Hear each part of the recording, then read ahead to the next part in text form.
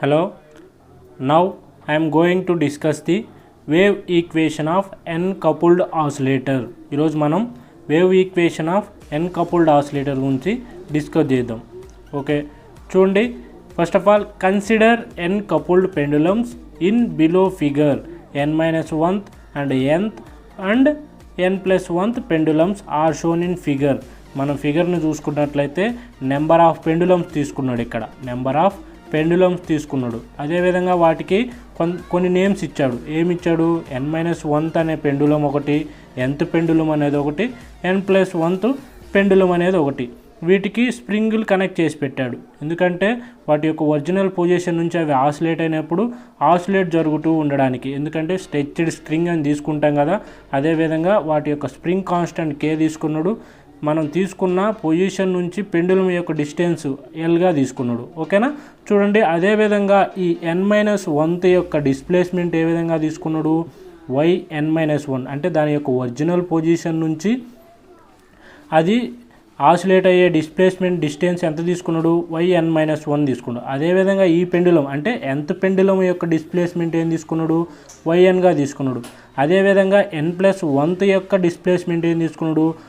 yn+1 తీసుకున్నాడు. దాని యొక్క డిస్ప్లేస్మెంట్ ఏంటి? దాని యొక్క ఒరిజినల్ పొజిషన్ నుంచి అది ఆసిలేట్ అయినంత దూరం వరకు తీసుకునే డిస్టెన్స్ మనం డిస్ప్లేస్మెంట్గా తీసుకున్నాం. అదే కదా ఇక్కడ సెకండ్ చూడండి పాయింట్ ఏ విధంగా చెప్పాడు. Let yn-1 and yn and yn+1 be the displacement. ఈ మూడు డిస్ప్లేస్మెంట్ ఏటికని చెప్తున్నాడు? n-1th displacement. చూడండి, ఇక్కడ n-1th యొక్క పెండులం ఇదే కదా, దీని యొక్క డిస్ప్లేస్మెంట్ ఏంటి? yn-1. అదేవిధంగా nth యొక్క డిస్ప్లేస్మెంట్ ఏంటి? yn. అదేవిధంగా n+1th యొక్క డిస్ప్లేస్మెంట్ ఏంటి? yn+1 అని చెప్తుండు. వాటి యొక్క మాసెస్ ఈజ్ రెస్పెక్టివ్లీ. పెండులం యొక్క మాసెస్ అన్నీ సేమ్గా తీసుకుంటాం, m. ఓకేనా? రైట్. చూడండి, now we consider the resultant force on nth masses.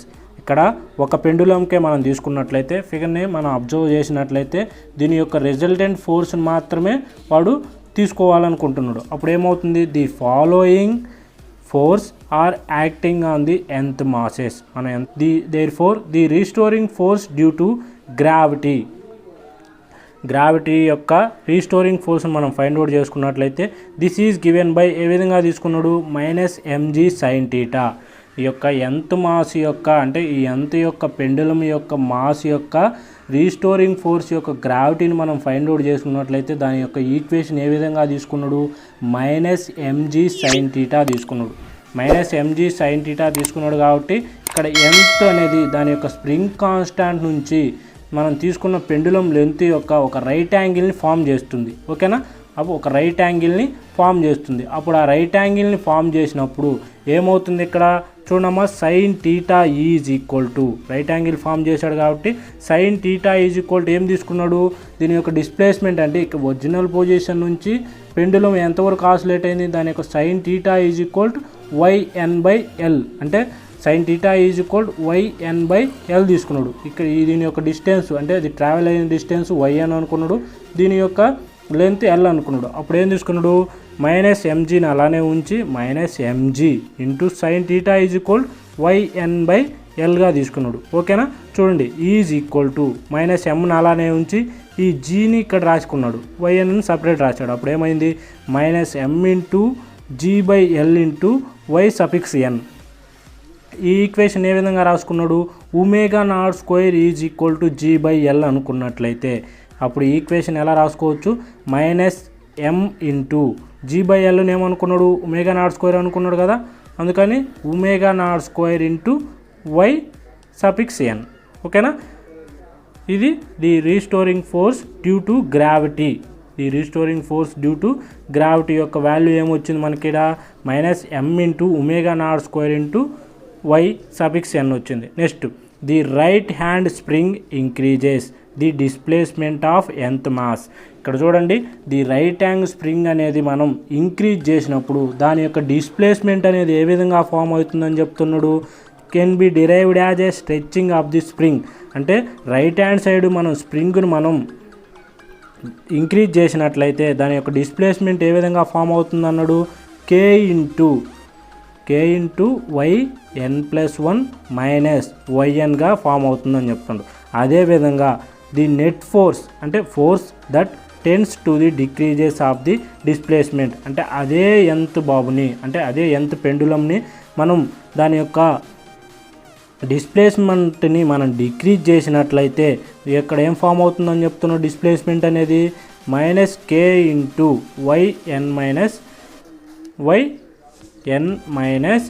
yn-1గా వస్తుందని చెప్తుండు. ఓకేనా, అప్పుడు ఈ 2 టైప్స్ ఆఫ్ ఫోర్స్ మనం తీసుకున్నప్పుడు ఏమవుతుంది, దస్ ది రిజల్టెంట్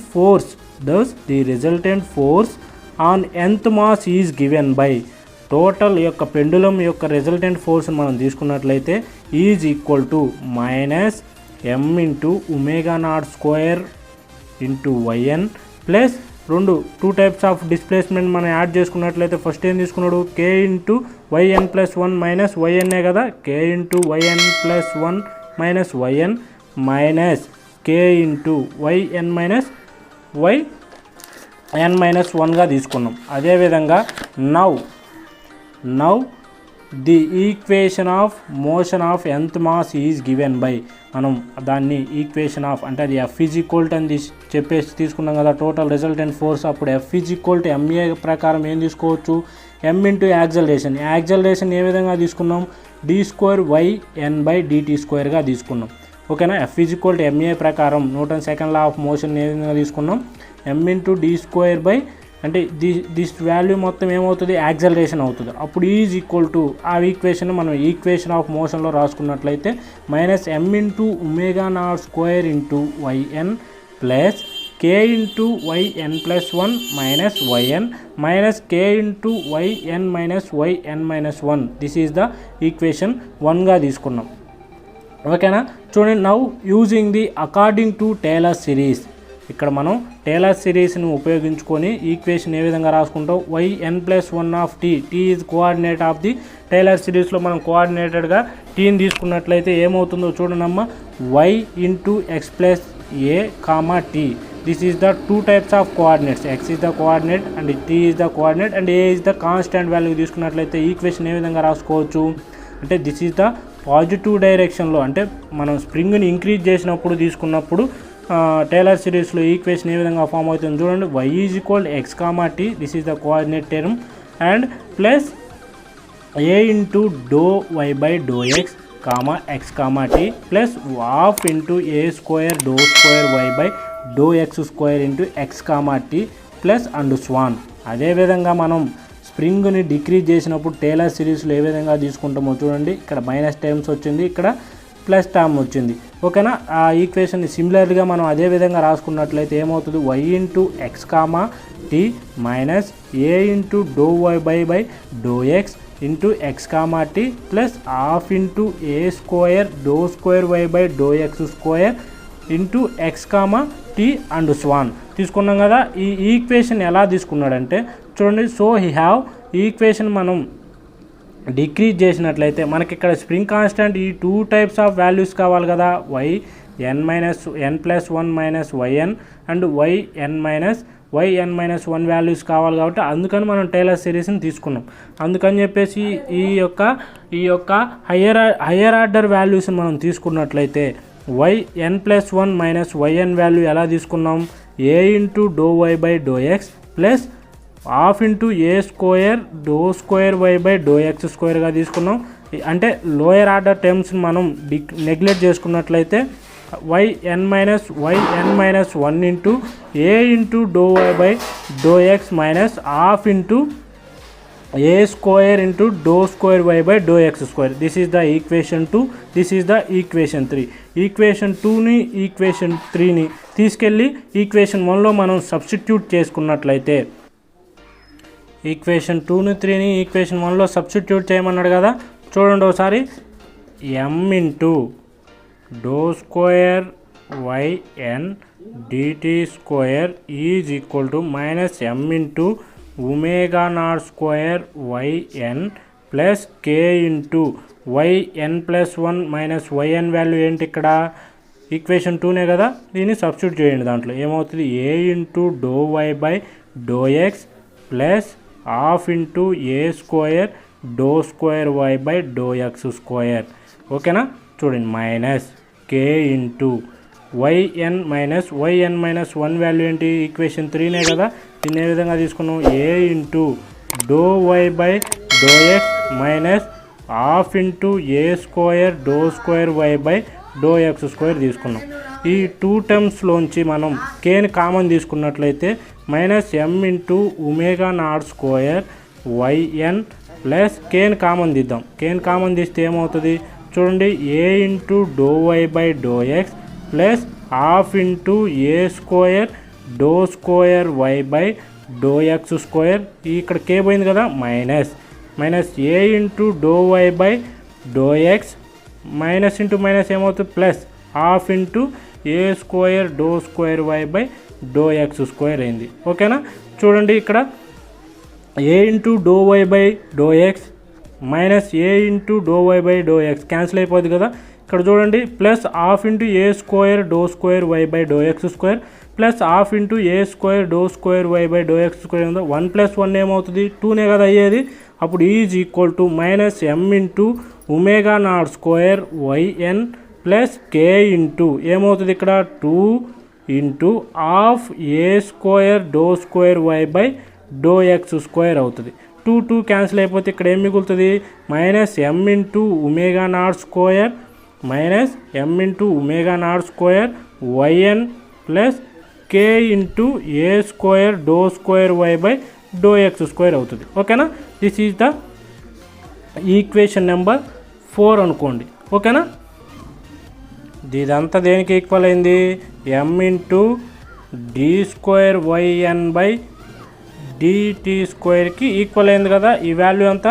దీనికి మనం ఎప్పుడైతే మనం కోఆర్డినేట్స్ అనుకున్నాం కదా ఎక్స్ కామా అండ్ టీ, ఈ రెండింటిని కోఆర్డినేట్స్ అనుకున్నాం కదా, ఈ కోఆర్డినేట్స్ మనం యాడ్ చేసుకున్నట్లయితే ఏ విధంగా ఫామ్ అవుతుందో చూడండి. ఒక ఈక్వేషన్ 2 అండ్ 3ని తీసుకెళ్ళి ఈక్వేషన్ 1లో సబ్స్టిట్యూట్ చేస్తే మనకి ఏం ఫామ్ అయింది, m into doh square y n by d t square is equal to minus M into omega not square y into ఇక్కడ మనం చెప్పుకున్నాం కదా కోఆర్డినేట్స్ యాడ్ చేసామని, అప్పుడు x comma t plus k into A square into doh square why by do X square coordinates add చేసాం x comma t. ఓకేనా, ఈ ఎం value ఏదైతే ఉందో ఇటు పక్క మల్టిప్లికేషన్లో ఉంది కదా ఈజ్ ఈక్వల్ టు అవుతల ఇటు పక్క తీసుకెళ్తే డివైడ్ చేస్తుంది. డివైడ్ చేసినప్పుడు ఏమవుతుంది, d square y n by d t square is equal to ఇక్కడ ఎం ఆల్రెడీ ఉంది కాబట్టి ఎం ఇక్కడ పక్క డివైడెడ్ బై చేసినప్పుడు ఏమవుతుంది, ఎంఎం క్యాన్సిల్ అయిపోద్ది కాబట్టి మైనస్ ఒమేగా నాట్ స్క్వేరే ఉంటుంది. అప్పుడు omega not square into y into x comma t plus ఇక్కడ ఎంఏ లేదు కాబట్టి k into A square by m into A square by m into doh square why by do X square into x comma t. This is the wave equation of n coupled oscillator.